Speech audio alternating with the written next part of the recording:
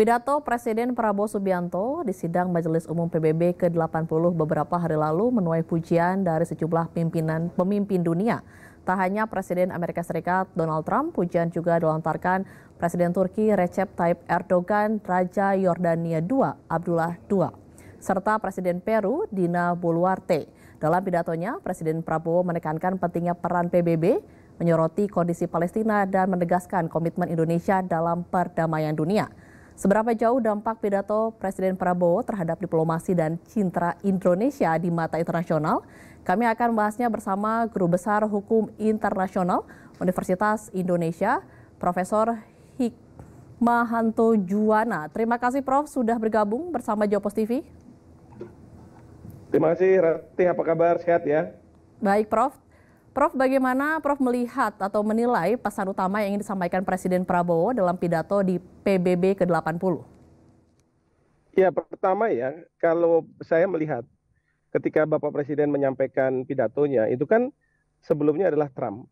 Dan kalau kita lihat Trump itu muter-muter, nggak jelas mau kemana, seolah-olah dalam pidato itu tidak ada titiknya ya. Nah, sementara Bapak Presiden sangat tegas. Nah, juga ini kontra nih antara apa yang disampaikan oleh Trump dengan Bapak Presiden. Karena Trump mengatakan bahwa PBB nggak penting. Kemudian climate change itu adalah hoax. Kemudian juga beliau mengatakan bahwa ini bagaimana nih negara-negara Eropa kok memberi hadiah kepada Hamas ya dengan pengakuan kemerdekaan. Tapi Bapak Presiden justru bertentangan. Ya itu mengatakan bahwa PBB sangat penting, bahkan Indonesia kita terbantu dengan adanya PBB sampai legitimasi dari Indonesia itu lewat PBB.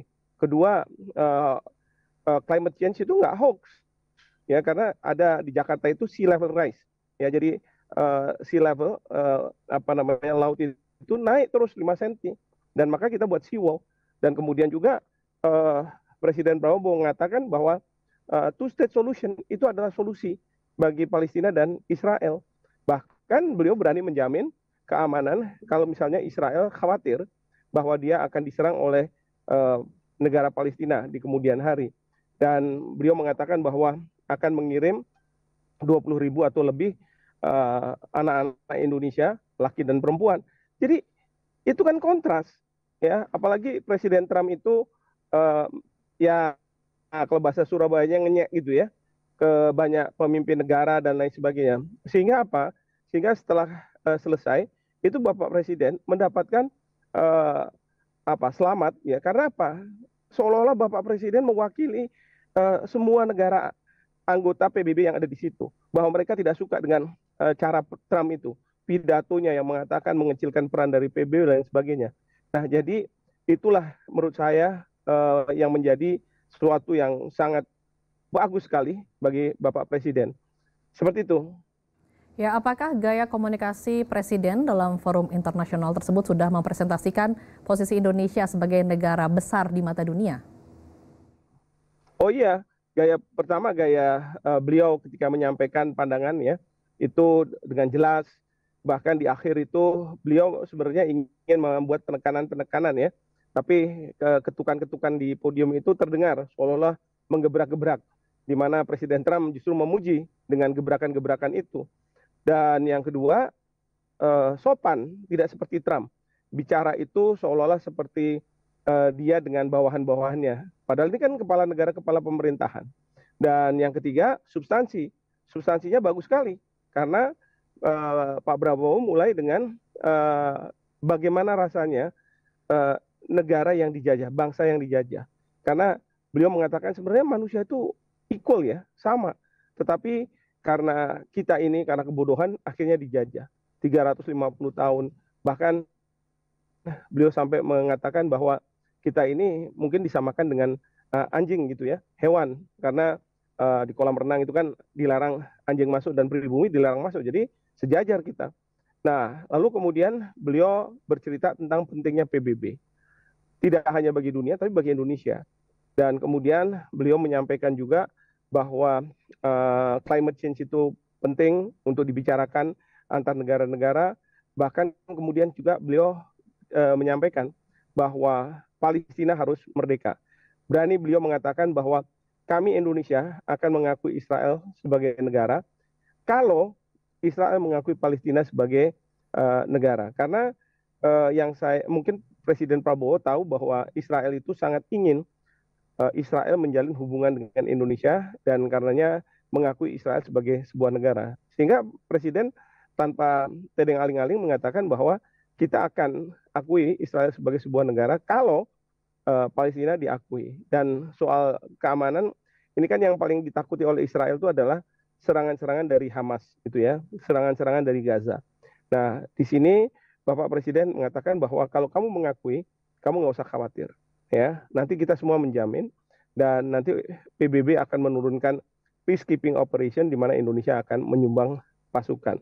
Itu konkret, gitu ya, konkret. Dan ini yang kemudian dibicarakan dalam pertemuan selanjutnya di antara tokoh-tokoh Timur Tengah, Presiden Kepala Pemerintahan di Timur Tengah dengan Presiden Trump, termasuk Indonesia. Seperti itu.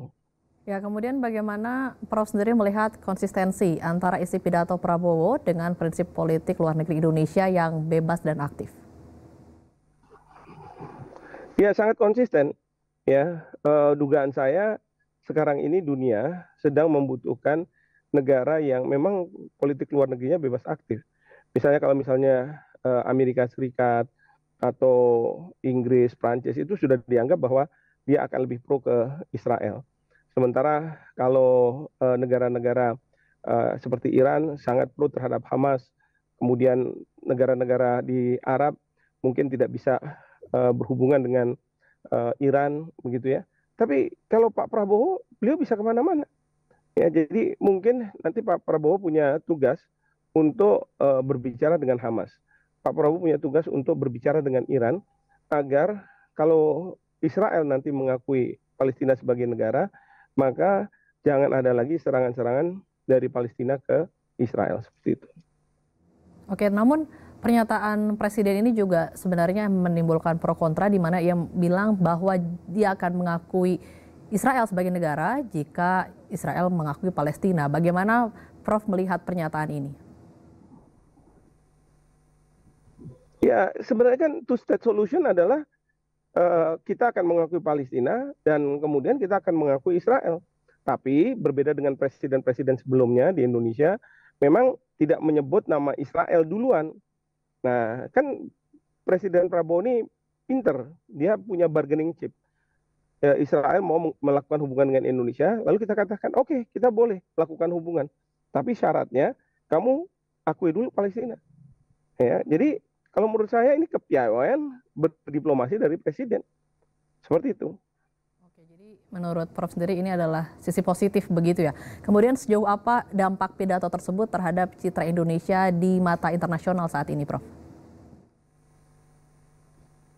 Ya, ini citra yang sangat bagus ya, karena Indonesia engaging dengan masalah-masalah internasional dan memang pada saat sekarang dunia secara geopolitik sedang tidak baik-baik saja dan mungkin dunia bisa melihat bahwa Indonesia itu merupakan negara yang tepat untuk melakukan. Kalau kita lihat Bapak Presiden, jadi selain Indonesianya juga leadernya. Ya, karena kalau menurut saya Bapak Presiden itu mudah untuk mengontak mitranya, kepala negara, kepala pemerintahan dari sahabat ketika memberikan selamat.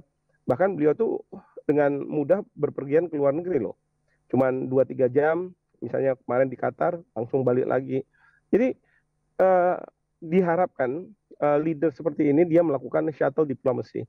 Untuk apa? Untuk perdamaian dunia. Dan itu sangat diapresiasi oleh dunia. Seperti itu. Apakah pidato ini juga akan berpengaruh pada posisi tawar Indonesia dalam isu-isu internasional seperti perubahan iklim, geopolitik kawasan, atau konflik global seperti itu? Ya, posisi kita bagus ya, karena berbeda. Ya, posisi kita bagus ya, karena berbeda dengan Amerika Serikat yang tidak melihat misalnya Paris Agreement untuk climate change itu ya sebagai sesuatu yang penting gitu ya. Kita melihat penting dan kita mencapai target-target yang ditentukan. Jadi menurut saya masyarakat internasional melihat Indonesia itu dalam posisi yang baik gitu ya. Ketimbang misalnya Amerika Serikat yang banyak orang pada waktu kemarin itu juga tidak suka dengan pidato dari Presiden Trump. Jadi menurut saya ini sudah bisa mendongkrak lah citra Indonesia di forum internasional. Baik, terima kasih telah bergabung bersama Geopos TV, Guru Besar Hukum Internasional Universitas Indonesia, Profesor Hikmahanto Juwana.